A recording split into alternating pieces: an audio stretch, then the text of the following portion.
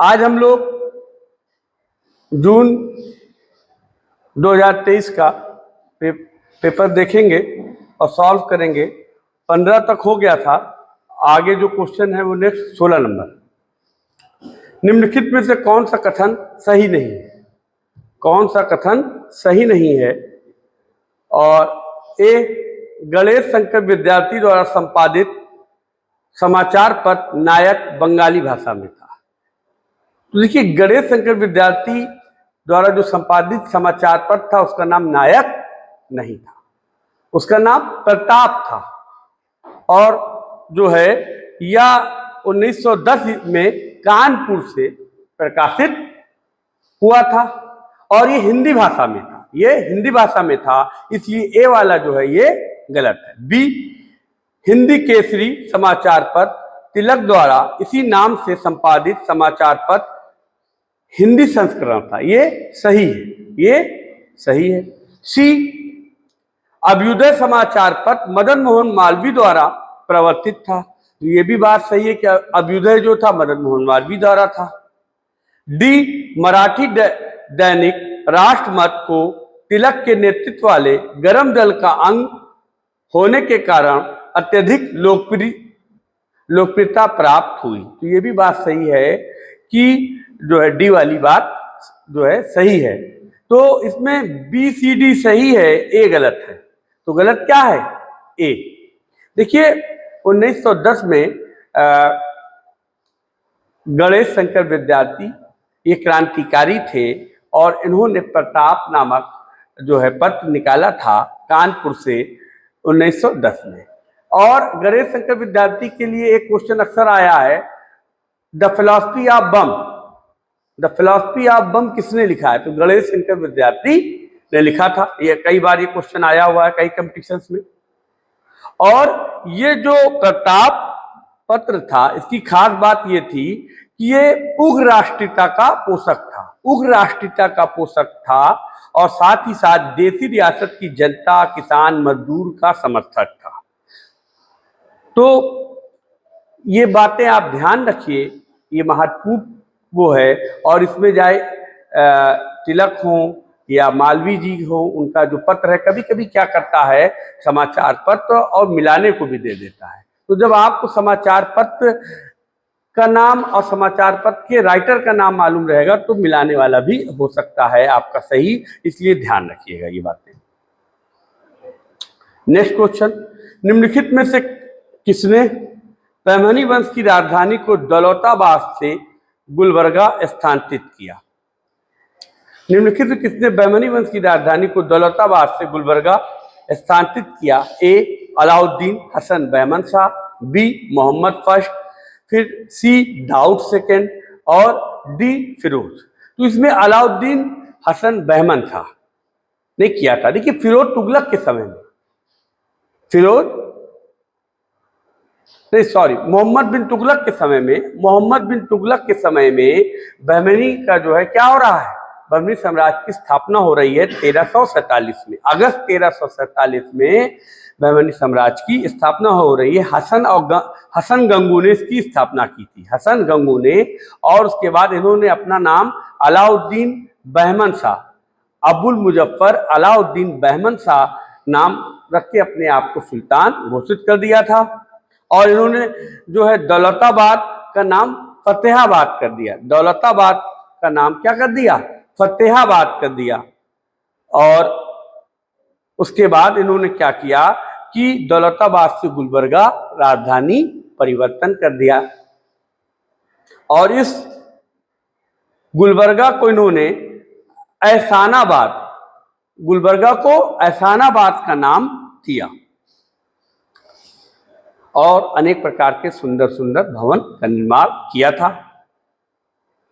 इन्होंने अपने साम्राज्य को 4 प्रांतों में बांटा और वहां पर प्रांत को तरफ कहते हैं। तरफ क्या है? प्रांत, स्टेट। वो 4 प्रांत कौन कौन से थे? पहला गुलबर्गा, दूसरा दौलताबाद, तीसरा बरार और चौथा बीदर। गुलबर्गा, दौलताबाद, बरार और बीदर, ये 4 प्रांत थे। और ये जो तरफ था प्रांत, इसका जो मालिक था उसको तरफदार कहा जाता था।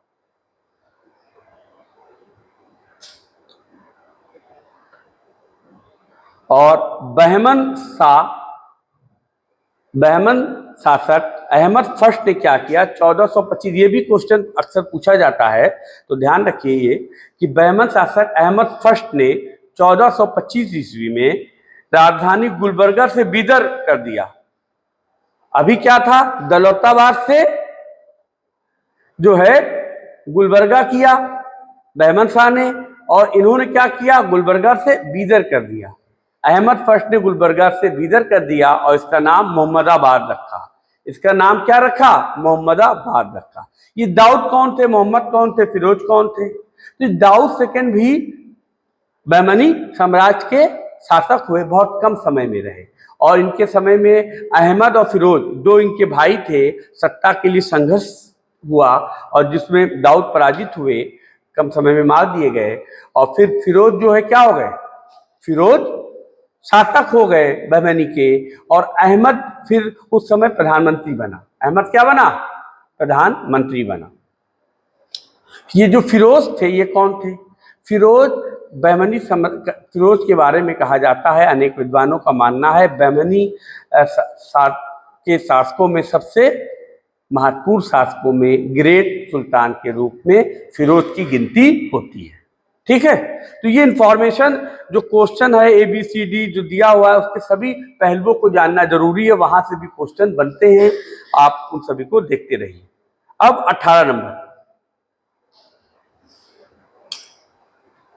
नंबर देखिए, निम्नलिखित में से कौन एक पुरातात्विक अवशेषों के तिथि निर्धारण की प्रविधि नहीं है? आर्कियोलॉजिकल जो रिमेन्स हैं, अवशेष हैं, उनकी तिथि से कौन संबंधित है? ए सोनार सेंसिंग टेक्निक, सोनार संवेदन प्रविधि। B thermo ल्यूमाइन sign method, thermoluminescence विधि या ताप संदीप्ति। सी एक्सेलरेटेड मास स्पेक्ट्रोमेट्री, त्वरित संहति स्पेक्ट्रोमीटी। सी हो गया। D electron spin resonance method. D. इसमें से देखिए तीन, थर्मो जो है त्वरित है और इलेक्ट्रॉन, ये तीनों जो है किससे रिलेटेड है? आर्कियोलॉजिकल रिमेन से संबंधित है, पुरातात्विक अवशेषों से संबंधित है। लेकिन ये जो सोनार संवेदन प्रविधि है, सोनार सेंसिंग टेक्निक, ये पुरातत्व से संबंधित नहीं है। ये किससे संबंधित है? ये जो है पानी से संबंधित है। समुद्र में पानी सतह पर और सतह के अंदर की जानकारी ये प्रदान करती है, खास तौर से पनडुब्बी उसकी गतिविधियों के बारे में हमें जानकारी देती है, और दूरी के बारे में, समुद्र के अंदर की दूरी के बारे में ये टेक्निक हमें बताती। ए वाली, तो ए वाली क्या है? गलत है, बाकी BCD सही है। नेक्स्ट, अच्छा एक चीज और जान लीजिए, अक्सर पूछा जाता है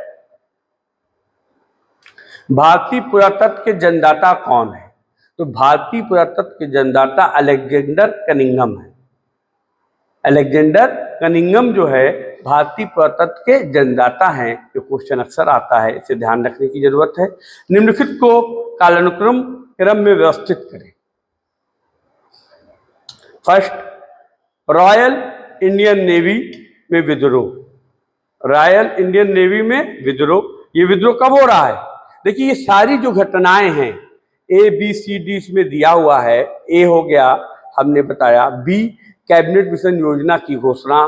सी सीधी कार्रवाई दिवस, और फिर डी अंतिम सरकार का गठन।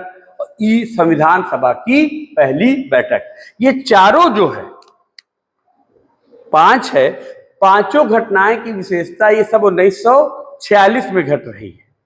सब घटना कब घट रही है? 1946 में। तो आपको ध्यान देना है कि इसमें कौन सी कब, तो तारीख देखनी है, सन से पता नहीं चलेगा, सब एक है 46। तो इसमें जो रॉयल इंडियन नेवी विद्रोह है ये 18 फरवरी 1946 को हो रहा है। रॉयल इंडियन नेवी विद्रोह, ठीक है, 18 फरवरी को हो रहा है। फिर देखिए कैबिनेट मिशन 24 मार्च 1946 को। कैबिनेट मिशन कब आ रहा है? 24 मार्च 1946 को आ रहा है। अब कैबिनेट मिशन बहुत इंपॉर्टेंट टॉपिक है, यहां से भी क्वेश्चन आते हैं, यहां से भी संभावनाएं हैं महत्वपूर्ण चीजों की, तथ्यों की, जहां से अक्सर क्वेश्चन आते हैं। तो कुछ बातें जान लीजिए कि भारत में जो कैबिनेट मिशन आ रहा है, इसमें ब्रिटिश जो कैबिनेट है, इसमें ब्रिटिश सांसद थे, 3 ब्रिटिश कैबिनेट के 3 सदस्य थे। ब्रिटिश कैबिनेट के 3 सदस्य थे। कौन कौन से थे ये ध्यान रखिए, क्वेश्चन यहां से अक्सर अलग से बनता है। Lord Pethick Lawrence, Lord Pethick Lawrence. कभी कभी इन तीनों सदस्यों को उनके जो जिस पद पर थे उसको मिलाने को दे देता है। तो ध्यान रखिए कि लॉर्ड पैंथिक लॉरेंस भारत सचिव थे। लॉर्ड पैंथिक लॉरेंस भारत सचिव थे। और sir Stafford Cripps, sir Stafford Cripps ये कौन थे? व्यापार बोर्ड के अध्यक्ष थे। ये कौन थे? व्यापार बोर्ड के अध्यक्ष थे। फिर एवी अलेक्जेंडर, एवी अलेक्जेंडर ये कौन थे? नौसेना मंत्री थे। तो ये 3 लोग थे जो ब्रिटिश कैबिनेट के मंत्रिमंडल से लिए गए थे, जिसमें पहला नाम लॉर्ड पैट्रिक लॉरेंस है, दूसरा नाम स्टैफर्ड क्रिप्स है और तीसरा एवी अलेक्जेंडर है। इसकी जानकारी आपको होनी चाहिए, अक्सर यहां से क्वेश्चन आता है। तो ये अब तीसरा आ गया अंतरिम। देखिए, फिर कैबिनेट मिशन हो गया। सी क्या है? सीधी कार्रवाई दिवस। सी क्या है? सीधी कार्रवाई दिवस। ये जो सीधी कार्रवाई दिवस है ये 16 अगस्त 1946 को हो रहा है। कौन कर रहा है? मुस्लिम लीग कर रही है। मुस्लिम लीग जो है 16 अगस्त 1946 को सीधी कार्रवाई दिवस, डायरेक्ट एक्शन डे मना रही है। तो 16 अगस्त को है। अक्सर ये पूछा जाता है सीधी कार्रवाई दिवस किस डेट को हुआ। कभी कभी पूछा जाता है किसने किया, तो मुस्लिम लीग ने किया था। किस डेट को किया था, ध्यान रखिए। अब इसमें नेक्स्ट जो है अंतरिम सरकार। अंतिम सरकार का गठन कब हुआ? तो सब घटना 1946 में हो रही है, लेकिन डेट अलग है, तारीख अलग है। तो 2 सितंबर को अंतिम सरकार का गठन हो रहा है। 2 सितंबर 1946 को अंतिम सरकार का गठन हो रहा है। अब अंतिम सरकार भी महत्वपूर्ण है, यहां से भी क्वेश्चन पूछा जाता है। तो कुछ महत्वपूर्ण बातें यहां पे जान लीजिए अंतिम सरकार के बारे में। अंतिम सरकार, देखिए, जवाहरलाल नेहरू के नेतृत्व में अंतिम सरकार का गठन 2 सितंबर 1946 को हुआ था और जिसमें 12 सदस्य थे। जिसमें कितने सदस्य थे? 12 सदस्य थे। और खास बात यह कि 26 अक्टूबर 1946 को मुस्लिम लीग ने भी अंतिम सरकार में जो है शामिल हो गई थी, भाग ले लिया था। तो अक्सर पूछा जाता मुस्लिम लीग शामिल थी कि नहीं थी या कब हुई थी? तो 26 अक्टूबर 1940 को। मुस्लिम लीग कब शामिल हुई? 26 अक्टूबर 1940 को।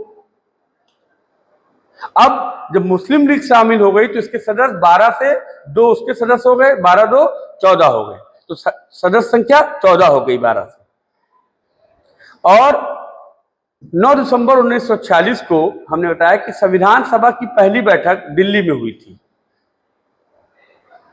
अब जो है संविधान सभा की बैठक कब हुई? 9 दिसंबर 1940 को। तो क्रम ABCDE है। क्रम क्या है? ABCDE है। फिर से ध्यान दीजिए कि देखिए, रॉयल इंडियन नेवी 18 फरवरी 1946 और कैबिनेट मिशन 24 मार्च 1946। उसके बाद तीसरी जो घटना है वो सीधी कार्रवाई दिवस 16 अगस्त 1946 और फिर अंतिम सरकार 2 सितंबर 1946 और नेक्स्ट संविधान सभा की पहली बैठक 9 दिसंबर 1946। तो इसकी एक खास बात संविधान सभा की ध्यान रखनी है ये भी कि मुस्लिम लीग ने संविधान सभा का क्या किया था? बहिष्कार किया था। यहां से भी क्वेश्चन बनते हैं। नेक्स्ट 20 नंबर क्वेश्चन, उकट्टा एवं कीतागिरी निम्नलिखित में से किस महाजनपद के महत्वपूर्ण शहर हैं? उकट्टा एवं कीतागिरी निम्नलिखित में से किस महाजनपद के महत्वपूर्ण शहर हैं? तो कौशल जो है, A Kosala, B Kashi, C मत्स्य और D अवंती।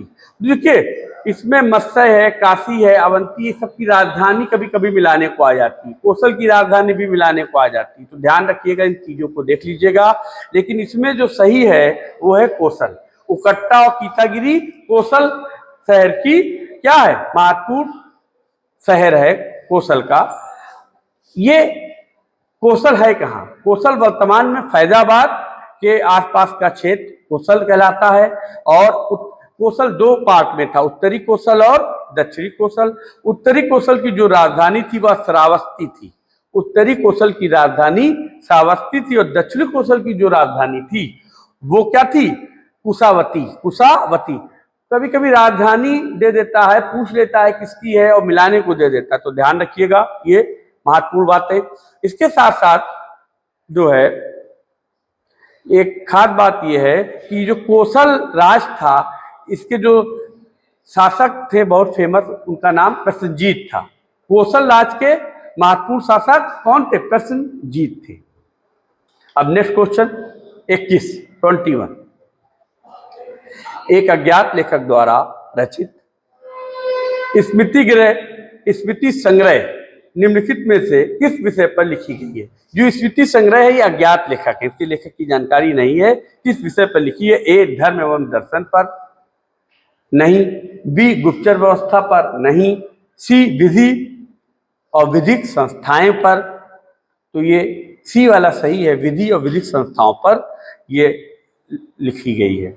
डी सैन्य एवं युद्ध, ये नहीं है। देखिए जो भी स्मृति लिखी गई हैं वो 400 एडी से लेके 800 एडी, 400 एडी के मध्य से लेकर 800 एडी के शुरुआत तक लिखी गई हैं। और इसमें जो है जो ये विधि और विधिक संस्थाएं, इसमें 3 चीजों की पर चर्चा है। वो क्या है?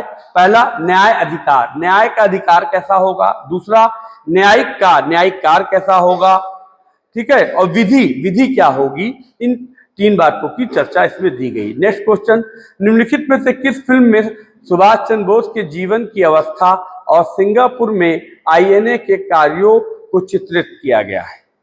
तो फिल्म को भी ध्यान रखना है, और कौन सी फिल्म किस महान पुरुष से संबंधित है, किस ये बनी है, तो पुरानी फिल्मों का अध्ययन कर लीजिए, तो ध्यान रखिए उसको। ए आदमी, नहीं। बी पहला आदमी, सी उदयकाल, और डी हावड़ा ब्रिज। तो पहला आदमी जो है ये चंद्रशेखर जी पर बनी और सिंगापुर में आईएनए पर बनी फिल्म है। देखिए 1950 ईस्वी में महत्वपूर्ण बातें जान लीजिए, यहाँ से क्वेश्चन आगे भी बन सकते हैं। 1950 में विमल राय और आईएनए के दिग्गज नजीर अहमद की फिल्म ये थी पहला आदमी।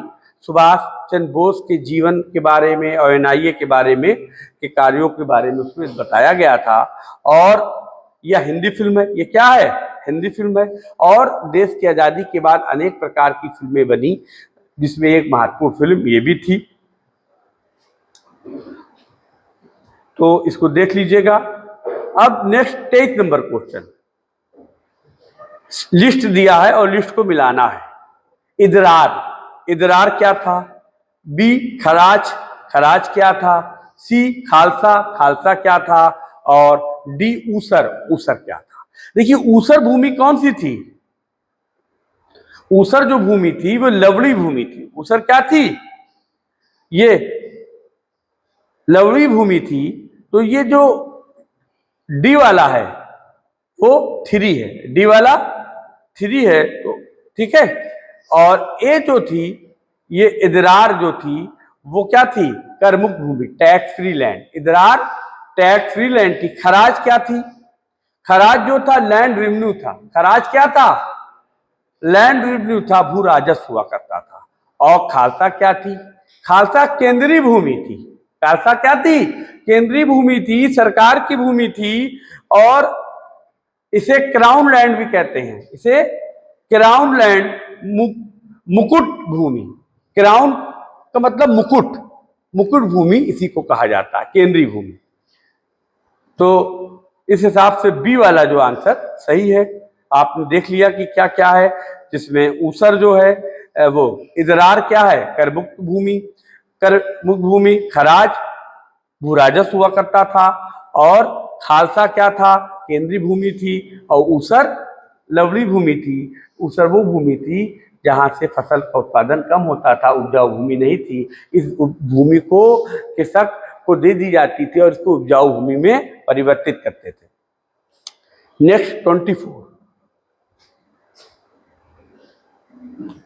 24 देश का अधिकांश भाग अच्छी तरह से खेती योग्य और बहुत उपजाऊ है। सैनिकों की संख्या 11 लाख थी। विजयनगर राज्य के संदर्भ में उपरोक्त टिप्पणी किसने की है? देखिए, विजयनगर जो है एक महत्वपूर्ण साम्राज्य था। इसकी भी स्थापना मोहम्मद बिन तुगलक के समय में हुई थी। हरियर और बुक्का फर्स्ट ने की थी, और ये एक महत्वपूर्ण साम्राज्य था। इस काल में अनेक प्रकार के विदेशी यात्री भारत आए, और अलग अलग विदेशी यात्रियों ने अलग अलग विजयनगर का वर्णन किया है, अलग अलग महत्वपूर्ण विशेषताओं को बताया है, जिसमें से यही है। और ए नूनिज, तो ये कथन नूनिज ने नहीं कहा था। बी अब्दुल रज्जाक, तो ये सही है कि अब्दुल रज्जाक ने ये कथन कहा था। और सी निकोलो कोंटी, तो निकोलो कोंटी ने भी ये कथन नहीं कहा था। डी बारबोसा ने भी ये कथन नहीं कहा था। अब ये चारों जो हैं, तो इसका सही आंसर अब्दुल रज्जाक है, बी। लेकिन ये चारों से अलग अलग क्वेश्चन बनते हैं, पूछ लेता है ये यात्री और यात्री का देश, कौन यात्री कौन देश से आया, मैचिंग करिए। पूछ लेता है अलग अलग यात्रियों की अलग अलग जो है जो डिफरेंस वो थी, कोटेशन था, स्टेटमेंट था, वो पूछ लेते हैं। तो इसके बारे में जानकारी आपको होना जरूरी है। तो अब्दुल जो रज्जाक था वह 1442 से 1444 2 साल लगभग रहा, और ये कहाँ से आया था? फारस के सुल्तान शाहरुख के प्रतिनिधि के रूप में आया था। ये फारस के सुल्तान, ये भी पूछता है, यहाँ से क्वेश्चन बनता है। फारस के सुल्तान शाहरुख जो थे उनके प्रतिनिधि के रूप में ये आया था। और कहाँ आया था? कालीकट के जमोरिन के दरबार में। कालीकट कहाँ था? केरल में जमोरिन के दरबार में आया था। उसके बाद ये कहाँ चला आया?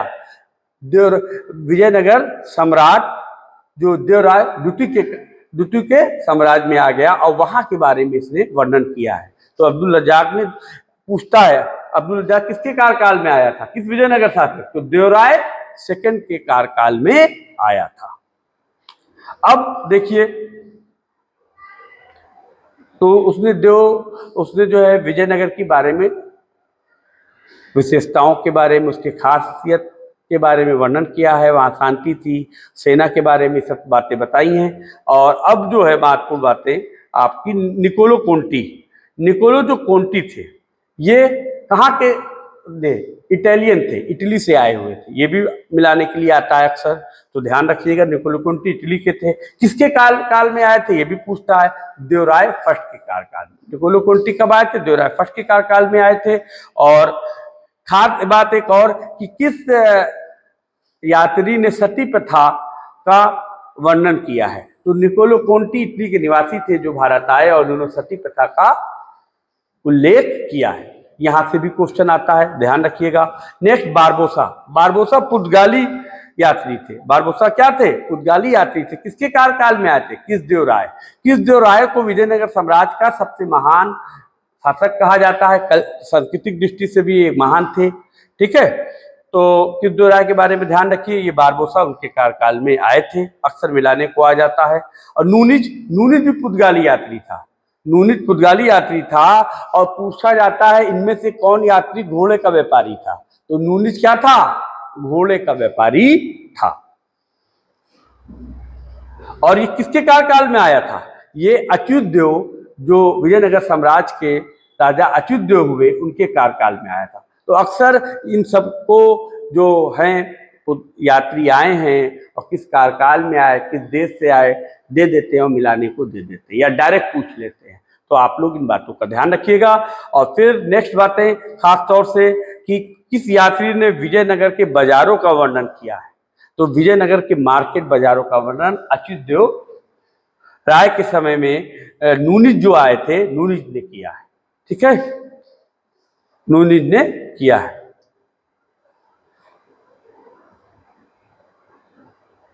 नेक्स्ट क्वेश्चन, 25 नंबर, निम्नलिखित राजवंशों की उनकी स्थापना के कालक्रम में व्यवस्थित कीजिए। अब यही आप लोगों को दिक्कत करता है, बहुत लोगों को।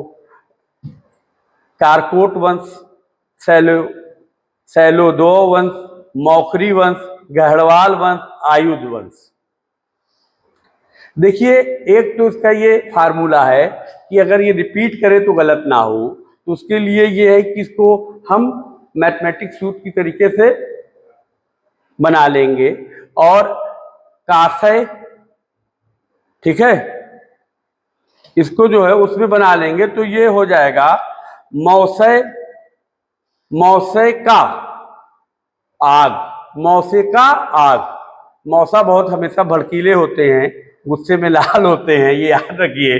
और इसको ध्यान में रखते हुए आप ये कह सकते हैं मौसे, मौसे का, मौसे का आग।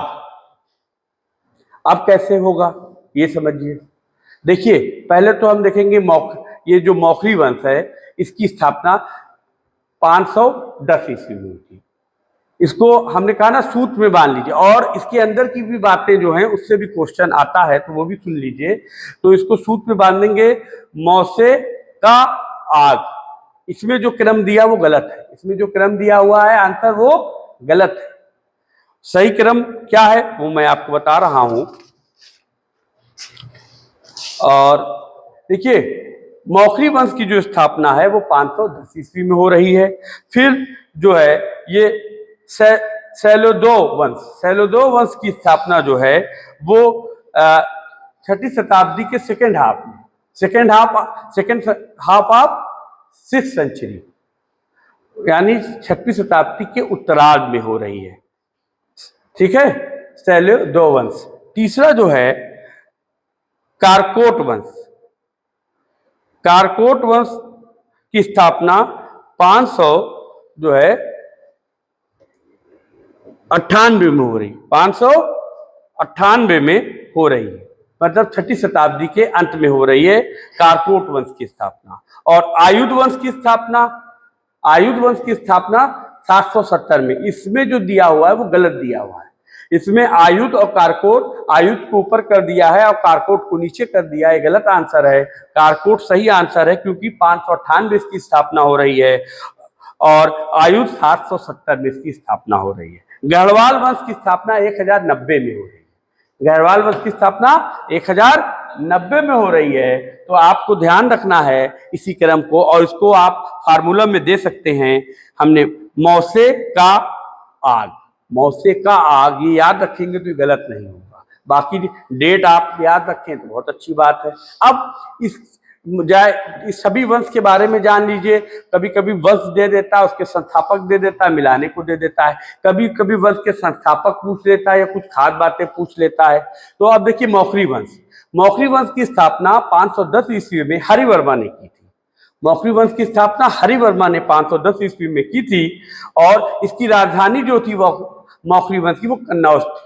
कन्नौज क्या था? इत्र। कन्नौज किस लिए जाना जाता है? इत्र बनाने के लिए, तो इसकी राजधानी थी। और सैलोदो वंश जो है इसकी राजधानी जो थी कोंगोद थी। इसकी राजधानी क्या थी? कोंगोद इसकी राजधानी थी। और इस वंश की स्थापना किसने की थी? रणभीत ने की थी। इस वंश की स्थापना रणभीत ने की थी। कब की थी? 6वीं शताब्दी के सेकेंड हाफ में की थी। और इसमें एक बात और है कि खुर्दा, दानपत तथा गंजाम पट किससे संबंधित है? किस वंश से संबंधित है? तो ये जो खुर्दा, दानपत और गंजाम पट है, ये जो है सैलोदो वंश से संबंधित है, ये ध्यान रखिएगा। अक्सर मिलाने को या डायरेक्ट पूछ लेता है। और फिर इसमें तीसरा जो है कारकोट वंश की स्थापना जो है, कारकोट वंश कहाँ था ये भी पूछ लेता है। कहाँ था? कश्मीर में था। कारकोट वंश कहाँ था? कश्मीर में था। और इसकी स्थापना जो है, कारकोट वंश की स्थापना 598 के आसपास हुई थी, दुर्लभवर्धन ने की थी। कौन, किसने किया था? कारकोट वंश की स्थापना दुर्लभवर्धन ने की थी। नेक्स्ट गढ़वाल। अब आयुध वंश। आयुध वंश की स्थापना 770 ईस्वी में हुई थी और किसने की थी? वज्रायुध ने की थी, कन्नौज में। वज्रायुध ने कन्नौज में की थी। तो ये ध्यान रखिएगा संस्थापक कौन थे और इसकी राजधानी या कहाँ हुई थी, ये सब मिलाने को आ सकता है। अब गढ़वाल वंश। गढ़वाल वंश की स्थापना हमने पहले बताया 1090 में हुई थी। चंदेव ने इसकी स्थापना की थी, चंदेव ने। और गढ़वाल वंश की राजधानी कौन थी? कन्नौज थी। तो अब देखिए कितने कई वंश हैं जिसकी राजधानी क्या है? गढ़वाल की राजधानी कन्नौज है, ठीक है। आयुध वंश की राजधानी कन्नौज है और मौखरी वंश की भी राजधानी क्या है? कन्नौज है। शैलदेव की और की नहीं है और न कारकोट की है। तो ये भी ध्यान रखिएगा, नया क्वेश्चन इस टाइप का यहां से बन सकता है। नेक्स्ट 26 नंबर क्वेश्चन, निम्नलिखित में कौन सा कथन सही है? निम्नलिखित में से कौन सा कथन सही है?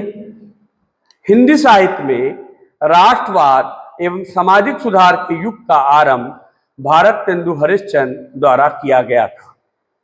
ए, ये बात सही है और ए सही है। बी, इनकी रचना भारत दुर्दशा में भारत के पतन को दुर्भाग्य के रूप में वर्णित किया गया है। बी भी क्या है? सही है। सी, सुब्रमण्यम भारती जिन्होंने बंकिम चंद्र चटर्जी की तरह तमिल भाषा में लेखन किया, उन्होंने हिंदी देवकुल के देवताओं एवं देवियों के चित्रों का प्रयोग किया। देखिए बात तो यह है कि ये जो सुब्रमण्यम भारती हैं, इन्होंने ये सब रचनाएं तो की, लेकिन बंकिम चंद्र चटर्जी ने तो तमिल में नहीं लिखा था। किसमें लिखा था? बंगाली में लिखा था। इसलिए ये वाला क्या है? गलत है।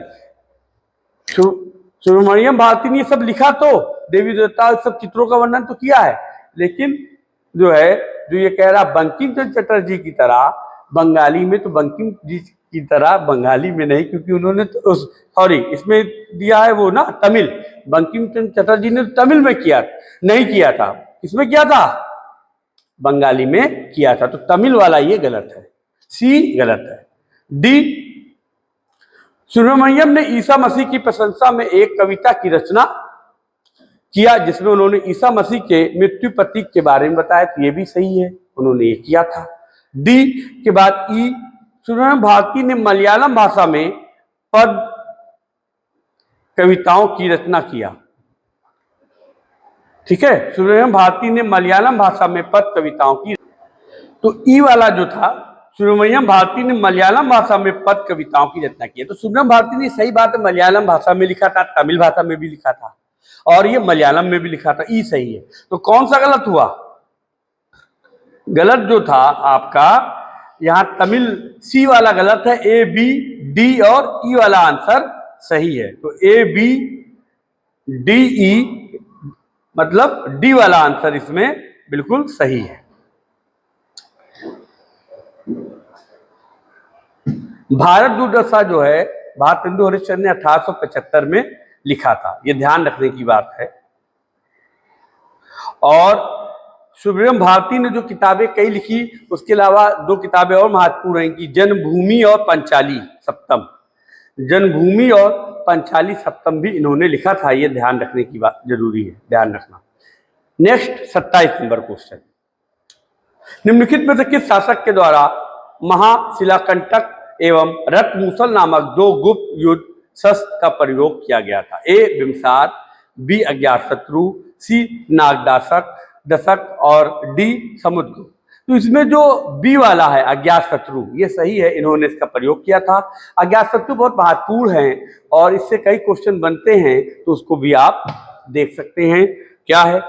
देखिए, अज्ञातशत्रु द्वारा वज्जी संघ को, अज्ञातशत्रु क्या वज्जी संघ को विनाश करना चाहते थे और इसका उल्लेख महावग में मिलता है। अज्ञातशत्रु जो है वज्जी संघ का विनाश करना चाहते थे, इसका उल्लेख कहां से मिलता है? इस तरीके के भी प्रश्न आते हैं तो इसका उल्लेख महावग में मिलता है। हर्यक वंश के शासक थे अज्ञातशत्रु, हर्यक वंश के शासक थे और वज्जी संघ को पराजित करने के लिए इन्होंने दोनों हथियारों का प्रयोग किया था।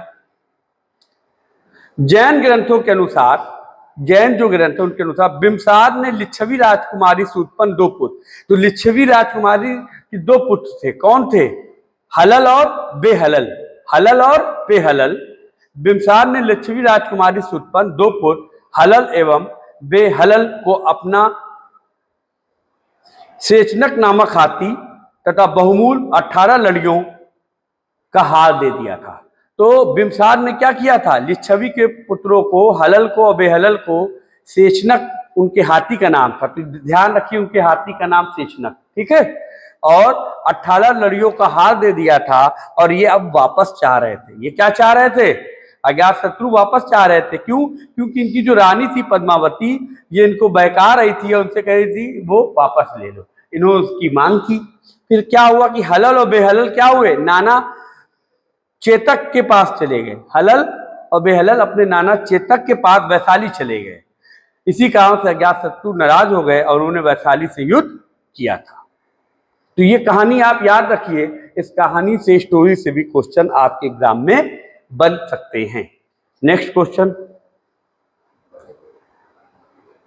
28 नंबर, कथन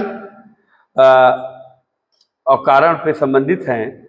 अभिकथन और कारण से अहिल्याबाई होलकर ने इंदौर को एक छोटे से गांव में समृद्ध एवं सुंदर नगर के रूप में विकसित करवाया। ये बात सही है। ये बात क्या है? ये अभिकथन बिल्कुल सही है। आर क्या है? उन्होंने विधवाओं को अपने पतियों की धन दौलत को राज या लालची संबंधी अथवा प्रबंधकों को सुपुर्द करने की बजाय स्वयं अपने पास रखने हेतु सहायता की। तो दोनों क्या है? कथन सही है, लेकिन व्याख्या नहीं है, क्योंकि कथन कारण वाली बात नहीं है कि एक चीज दूसरी चीज से संबंधित है, ऐसा नहीं है। लेकिन दोनों स्टेटमेंट क्या है? सही है। इस हिसाब से बी वाला जो है इसका आंसर सही है। अब जानिए कि ये थी कौन? महारानी अहिल्याबाई जो थी, इनका जन्म 31 मई 1725 को हुआ था। कहाँ हुआ था? महाराष्ट्र के अहमदनगर। महाराष्ट्र के अहमदनगर में इनका जन्म हुआ था। और इनके पति का नाम खांडेराव होलकर था। इनके पति का नाम खांडेराव होलकर था। 1754 में कुम्हेर के युद्ध हुआ। 1754 में क्या हुआ? कुम्हेर का युद्ध। तो कुम्हेर का युद्ध पूछ लेता है, तिथि पूछ लेता है और घटनाएं पूछ सकता है। तो कुम्हेर का युद्ध हुआ और कुम्हेर के युद्ध में क्या हो जा रहा है? इनकी मृत्यु हो जा रही है। और इनकी मृत्यु के बाद महारानी, मालवा की महारानी ये बन जाती है, ठीक है, मालवा की महारानी बन जाती है। और इन्होंने अपना सेनापति किसे नियुक्त किया? तो पूछ सकता है इनके सेनापति कौन थे? तो इनके सेनापति तुकोजी राव होलकर थे। अहिल्याबाई होलकर के सेनापति तुकोजी राव होलकर थे। और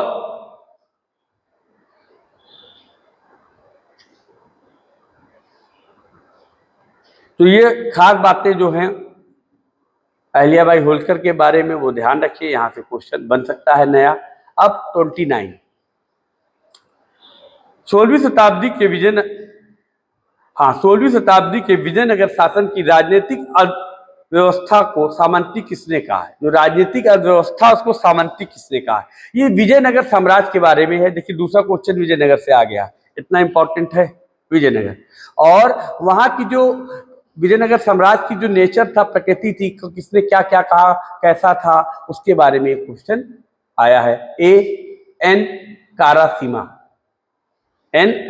बी बर्टन स्टीन, और सी के वी रमेश, और डी एन वेंकट रमैया। तो इसमें जो ए वाला है एन कारासीमा, ये सही आंसर है, एन कारासीमा। अब देखिए इसके ये सारे चारों के बारे में जान लीजिए। यहाँ से भी एग्जाम में क्वेश्चन पूछ सकता है। नोबेरू कारासीमा, इनका पूरा नाम क्या है? नोबेरू कारासीमा 16वीं शताब्दी के विजयनगर साम्राज्य के बारे में कहते हैं कि इसकी अर्थव्यवस्था कैसी थी? सामंतवादी थी, फ्यूडल इकोनॉमी यहाँ की थी। अब बर्टन स्टीन ने क्या क्या कभी कभी क्या करता है, विजयनगर साम्राज्य की प्रगति के बारे में दे देता है, और जो जिन्होंने स्टेटमेंट जो कुछ कहा वो दे देता है, मिलाने को दे देता है। तो एन कारासीमा ने तो बताया ये सामंतवादी थी। लेकिन अब आगे जो है बर्टन स्टाइन क्या कहते हैं? बर्टन स्टाइन कहते हैं विजयनगर एक युद्ध राज था जिसने आर्ट अनुवांशिकता और अथवा आर्ट निरंकुशता का ही प्रदर्शन किया। ये स्टेटमेंट भी आपके एग्जाम में अलग करके पूछी जाती है किसने कहा है, तो बर्टन स्टीन का ये कथन है, ध्यान रखिएगा। अब एन वेंकट रमैया ने क्या कहा है? एन वेंकट रमैया की एक कृति है जो बहुत महत्वपूर्ण कृति है, कभी कभी मिलाने में आ जाती है, बुक के मिलाने में, वो है अर्ली मुस्लिम एक्सपेंशन साउथ इंडिया। अर्ली मुस्लिम एक्सपेंशन साउथ इंडिया, इसको ध्यान रखिए, ये किताब का अक्सर मिलाने में आता है। और ये क्या कह रहे हैं? ये कह रहे हैं कि इस विजयनगर के अभिलेखों के बारे में कह रहे हैं और विजयनगर के अभिलेखों से विजयनगर के बारे में जानकारी मिलती है। तो ये विजयनगर के अभिलेखों से विजयनगर के बारे में जानकारी मिलती है, इसका वर्णन करते हैं। और नेक्स्ट है नीलकंठ शास्त्री, ठीक है। नेक्स्ट है नीलकंठ शास्त्री। ये जो नीलकंठ शास्त्री हैं ये हिंदू राज के रूप के बारे में बता रहे हैं कि विजयनगर साम्राज्य का जो स्वरूप था वो कैसा था? हिंदू स्टेट था। तो नीलकंठ शास्त्री से हिंदू राज का नाम दे रहे हैं। तो ये चारों बातें आप याद रखिएगा, ये आपको अलग से क्वेश्चन बन सकता है इस पर। नेक्स्ट 30 नंबर, निम्नलिखित में से कौन सा कथन सही है? नरेंद्र नाथ चक्रवर्ती विवेकानंद के नाम से जाने जाते थे। ए, बी, स्वामी विवेकानंद ने न्यूयॉर्क में आयोजित, तो देखिए एक ए में जो कह रहा है नरेंद्र नाथ चक्रवर्ती विवेकानंद के नाम से जाने, नहीं, नरेंद्र दत्त नाम था उनका। उनका नाम मूल क्या था? विवेकानंद का नरेंद्र दत्त था। नरेंद्र नाथ चक्रवर्ती गलत है, तो ए गलत है। बी देखिए, स्वामी विवेकानंद ने न्यूयॉर्क में आयोजित धर्म संसद में भाग लिया था। तो ये बात सही है कि स्वामी विवेकानंद ने धर्म संसद में तो भाग लिया था, लेकिन वह न्यूयॉर्क में नहीं हुई थी, शिकागो में हुई थी। कहाँ हुई थी? शिकागो, ध्यान रखिएगा। तो बी वाला भी गलत है। अब सी, वर्ष 1897 में रामकृष्ण मिशन की स्थापना हुई थी। तो ये बात सही है। जब विवेकानंद कहाँ से वापस हो रहे हैं? शिकागो से वापस हो रहे हैं लेक्चर देकर, तो यहाँ पर 1897 में रामकृष्ण मिशन की स्थापना करते हैं। वेदांत पर यह आधारित है। ये किसके सिद्धांत पर स्थापित किया था इन्होंने? वेदांत के सिद्धांत पर रामकृष्ण मिशन की स्थापना इन्होंने की थी। तो सी सही है। डी, विवेकानंद ने कैलिफोर्निया की यात्रा की तथा लॉस एंजल्स और सैन फ्रांसिस्को में भावी वेदांत केंद्रों के बीच होए। ये भी सही है। तो सी सही है, डी सही है। ई, स्वामी विवेकानंद को पेरिस की हिस्ट्री ऑफ रिलीजन कांग्रेस में आमंत्रित किया गया था और वहां उन्होंने हिंदू धर्म की प्रतिरक्षा में अपना वक्तव्य दिया। तो बी सी डी क्या है? बी सी डी सही है। तो इस हिसाब से डी वाला आंसर आपका सही है। सॉरी, इसमें क्या पूछा था? सी डी ई सही है ना, तो ए वाला आंसर सही। ए वाला आंसर सी डी ई सही है, ए भी गलत है, तो ए वाला आंसर सही है। ए वाला आंसर सही। नेक्स्ट 31 नंबर, निम्नलिखित में से कौन सा सही है? बाल गंगाधर तिलक वह पहले व्यक्ति थे जिन्होंने किसानों के सूखा अथवा अकाल अथवा महामारी के उनकी फसल पैदा नहीं हो पाने की दशा में भू राजस्व का भुगतान नहीं करने का सलाह दिया था। ये बात सही है। देखिए, कहा जाता है कि ये जो बाल गंगाधर तिलक थे ये जनता से ज्यादा संपर्क स्थापित करना चाहते थे, जनता के मुद्दे को उठाना चाहते थे। ये स्टेटमेंट इसीलिए दी थी। इनको गांधी जी का अग्रगामी कहा गया है। इनको गांधी जी का अग्रगामी कहा गया है। गांधी जी भी जनता से संबंध स्थापित करना चाहते थे, तो इन्हें गांधी जी का अग्रगामी क्यों कहा गया? क्योंकि इन्होंने किसानों का मुद्दा उठाया और राजस्व न देने की, भुगतान देने की बात की। ए वाला कथन सही है। बी, जब वायसराय एल्गिन ने भारतीय मिलों में निर्मित कपड़ों पर उत्पाद शुल्क लगा दिया तब उन्होंने स्वदेशी आहान एवं ब्रिटिश वस्तुओं को बहिष्कार किया। यह भी सही है, तिलक ने ऐसा किया था। सी, तिलक को 1897 में गिरफ्तार किया गया एवं ब्रिटिश सरकार के विरुद्ध घृणा फैलाने एवं असंतोष फैलाने का आरोप लगाया गया। ये भी कथन सही है। देखिए, 1897 में हत्या हो गई थी ब्रिटिश अधिकारियों की चिपलुंकर बंधुओं ने की थी, और इस चिपलुंकर बंधुओं को कहा गया कि इन्होंने ही मोटिवेट किया था। तो सी वाला भी सही है। डी, तिलक ने क्षमा मांगना अस्वीकार कर दिया एवं 18 माह की कठोर जो है कारावास को स्वीकार किया। ये भी बात सही है, इन्होंने क्षमा नहीं मांगी, 18 जो है मां कठोर कारावास में रहे। ई, बाल गंगाधर तिलक ने स्कैंडिनेवियन ओरिजिन ऑफ आर्यंस नामक पुस्तक लिखी। ये वाला जो है कथन गलत है, क्योंकि देखिए ये बात कि तिलक ने आर्यन पर तो किताब लिखी थी, आर्यों पर तिलक ने किताब लिखी थी, लेकिन तिलक की किताब का ये नाम नहीं था। ये किताब किसने लिखा था? ये किताब जो है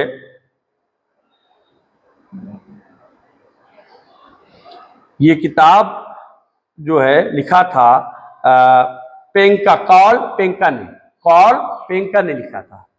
और तिलक ने जो किताब लिखा था उसका क्या नाम था? याद रखिए, किताब मिलाने को आता है अक्सर, तो तिलक की किताबों का और कार्ल पेंका की किताब भी आती है। तो कार्ल पेंका जो इसमें दिया Scandinavian origin of Aryans, Karl Penka ने लिखी थी। और Arctic homes of the Aryans और गीता रहस्य, 2 किताबें महत्वपूर्ण हैं जिसको तिलक ने लिखा था। ये याद रखना है आपको, आता है क्वेश्चन। अब 32 नंबर,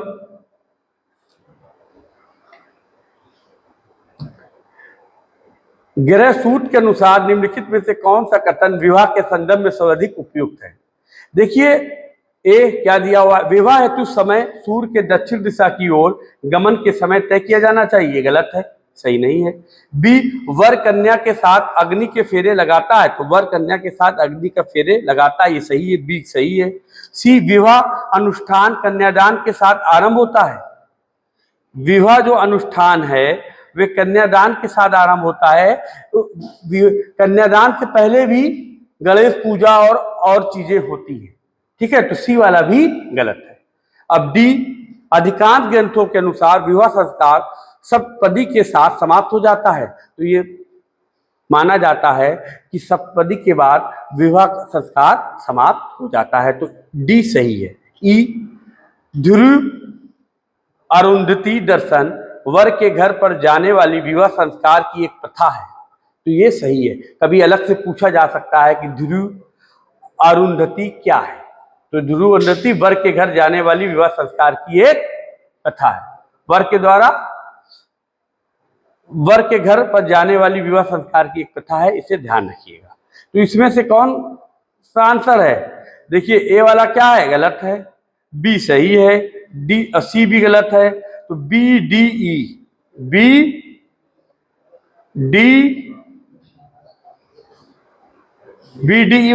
सी वाला आंसर इसमें सही है, ठीक है।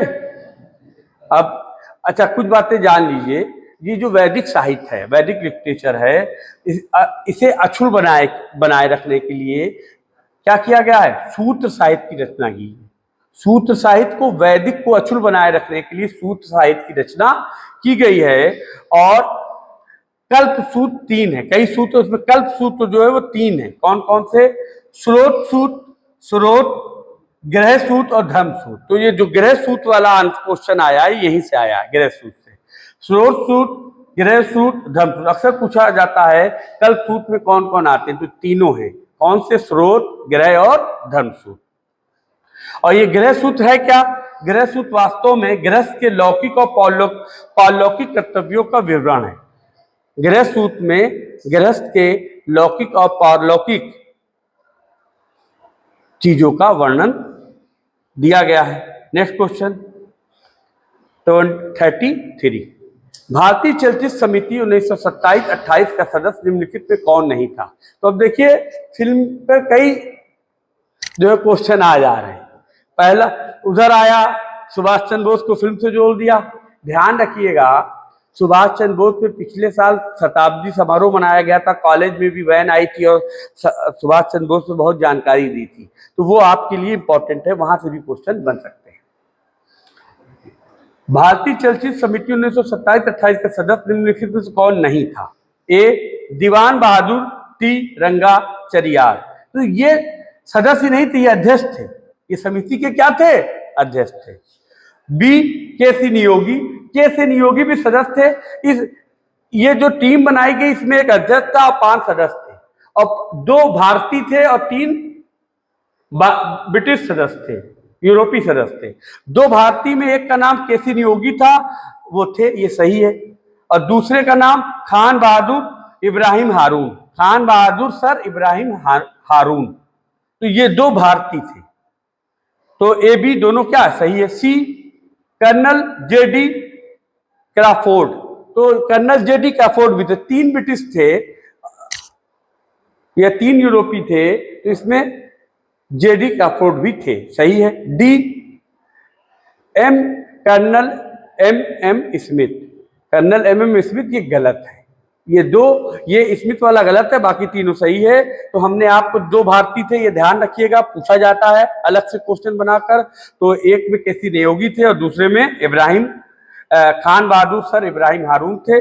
और जो अंग्रेज में थे 3, उसमें एक तो कर्नल जेडी क्राफोर्ड थे और 2 और थे एम ग्रीन, याद रखिएगा, एम ग्रीन और जे कोटमैन,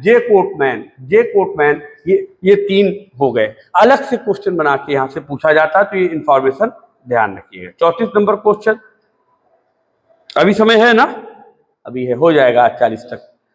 निम्नलिखित में कालानुक्रम को व्यवस्थित कीजिए।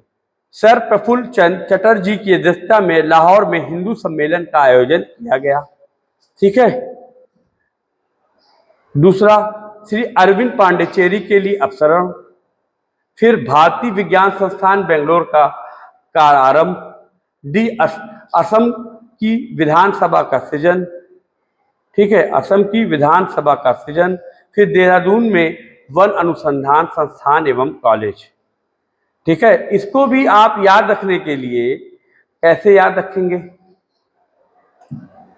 तो एक तरीका तो ये है कि इसको गणितीय सूत्र में मैथमेटिकल फार्मूला बना लिया जाए और कि दोबारा आए तो गलत ना हो। तो उसमें ये आप कर सकते हैं कि प्रा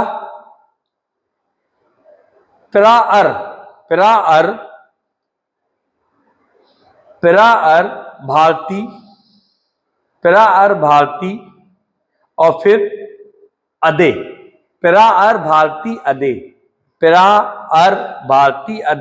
प्रा से क्या हो जा रहा है, प्रा से प्रफुल्ल चंद्र चटर्जी की अध्यक्षता वाली कमेटी हो जा रही है, अर से अरबिंदो हो जा रहा है, फिर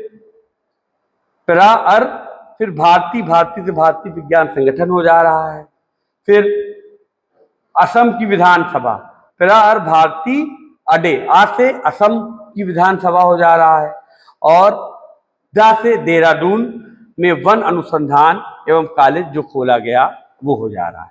तो ये क्रम आप बना सकते हैं जो हमने बताया कि भारती अडे, और ये फार्मूला लगा के ये सही कर सकते हैं। लेकिन आपको ये भी जानकारी होनी चाहिए कि कब क्या स्थापित किया गया है। देखिए इसमें जो है प्रफुल्ल चंद्र चटर्जी जो हैं कि जो लाहौर हिंदू सम्मेलन हुआ कब हो रहा है, इनकी नेतृत्व में 1909 में हो रहा है। प्रफुल्ल चंद्र चटर्जी के नेतृत्व में लाहौर सम्मेलन 1909 में हो रहा है।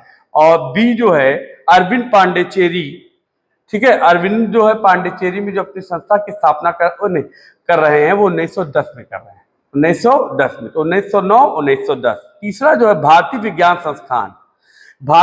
संस्थान की तो स्थापना 1909 में हो रही है बेंगलोर में, लेकिन ये स्टार्ट कब से हो रहा है, 1911 में स्टार्ट हो रहा है। फिर असम की विधानसभा 1937 में, और डी देहरादून में वन अनुसंधान संस्थान एवं कॉलेज खोला गया तो 1991। इसमें इसको और तरीके से देख सकते हैं, ये देखिए असम की विधानसभा तो आज़ादी के बाद विधानसभा बनी होगी, तो 1900 ये आज़ादी के आसपास बनी होगी, तो असम की विधानसभा वही जब प्रथम वो बनी थी सरकार नेहरू के नेतृत्व में 1937 में, और देहरादून वाला 1991 में। तो इसे ध्यान रखिएगा। नेक्स्ट क्वेश्चन 35 नंबर, यह किसका अभिकथन है कि शिवाजी का स्वराज कुछ भी नहीं था, केवल वतन की प्रतिकूल प्रतिकृति थी, वतन की प्रतिकृति थी। तो इसमें A.V.A. Smith, B. जदुनाथ सरकार, C. A.R. कुलकर्णी और D क्या है, आंद्रे विंग। तो इसका सही आंसर क्या है, आंद्रे विंग। देखिए जदुनाथ सरकार, शिवाजी पर काम जदुनाथ सरकार का भी है, स्मिथ का भी है, कुलकर्णी का भी है, लेकिन ये जो स्टेटमेंट है वो आंद्रे विंग की है, आंद्रे विंग की है। और आंद्रे विंग थे कौन? आंद्रे विंग जो थे ये भारत और हिंद महासागर के स्पेशलिस्ट थे और ये प्रोफेसर थे। प्रोफेसर ये कहाँ थे? विस्कॉन्सिन यूनिवर्सिटी में थे, ठीक है, इंडोनेशिया पर, हिंद महासागर पर, और इन्होंने काफी काम किया है। उसी संदर्भ में इन्होंने अपनी स्टेटमेंट दी है शिवाजी के संदर्भ में। अभी है और देख लिया जाए 36। निम्नलिखित में से कौन सा कथन सही है? निम्नलिखित में से कौन सा कथन सही है? पंडित मदन मोहन मालवीय ने बनारस हिंदू विश्वविद्यालय की स्थापना में महत्वपूर्ण भूमिका निभाई थी। ये बात सही है। 1916 में जो है इन्होंने इसकी स्थापना की थी और इन्हीं के नेतृत्व में इस यूनिवर्सिटी की स्थापना हुई थी और कहा जाता है कि यही यूनिवर्सिटी पहली सेंट्रल यूनिवर्सिटी भी बनी। और बी जो है चित्तरंजन दास अरबिंदो घोष के मुकदमे में बचाव के पक्ष के वकील थे। तो बी वाला भी क्या है? बी वाला भी कथन क्या है? सही है। बी कथन सही है। अब आ जाओ आगे सी। चित्तरंजन दास को प्यार से दीनबंधु कहा जाता था। दीनबंधु चित्तरंजन दास को नहीं कहा जाता था, दीनबंधु जो है C.F. एंड्रयूज को कहा जाता था। दीनबंधु किसे कहा जाता था? C.F. एंड्रयूज को कहा जाता था और चित्तरंजन दास को देशबंधु के नाम से जाना जाता था। ये वाला क्या है? गलत है, ठीक है। चित्तरंजन दास को देशबंधु के नाम से, दीनबंधु के नहीं, देशबंधु। दीनबंधु किसे कहा जाता था? हमने बताया कि दीनबंधु जो है C.F. एंड्रयूज को कहा जाता था। तो सी गलत है। और उसके पहले क्या गलत था? मदन मोहन मालवीय सही था, बी भी सही था, सी गलत है। डी वाला देखिए, दादा भाई नौरोजी हाउस ऑफ कॉमन्स के लिए चुने जाने वाले पहले भारतीय थे। तो ये बात सही है, दादा भाई नौरोजी हाउस ऑफ कॉमन्स के लिए चुने जाने वाले पहले भारतीय थे। ई बाल गंगाधर तिलक को भारतीय अशांति का जनक कहा जाता है, तो ये भी सही है, ई वाला भी। तो इसमें सी गलत है, ए बी डी ई सही है। A B D E B जो है सही है, ठीक है। अब कुछ खास बातें इसमें जो है ध्यान रखिए, यहां से भी क्वेश्चन बनता है आपके कि ये जो अरबिंदो घोष वाला मुकदमा था वो अलीपुर षड्यंत्र केस से संबंधित है, ठीक है। अलीपुर षड्यंत्र केस से संबंधित, इसे ध्यान रखिएगा। फिर खास बात यह है कि वैलेंटाइन सिरोल ने अपनी पुस्तक लिखी थी द इंडियन अनरेस्ट। अक्सर पूछा जाता है, मिलाने को दे देता, अलग से पूछता है। तो वैलेंटाइन सिरोल ने पुस्तक लिखी द इंडियन अनरेस्ट और पुस्तक में कहा कि जो बाल गंगाधर तिलक हैं ये भारतीय अशांति के जनक हैं, ये भारत में अशांति पैदा कर रहे हैं। इसको ध्यान रखिएगा, ये महत्वपूर्ण बातें, यहाँ से क्वेश्चन बन सकता है।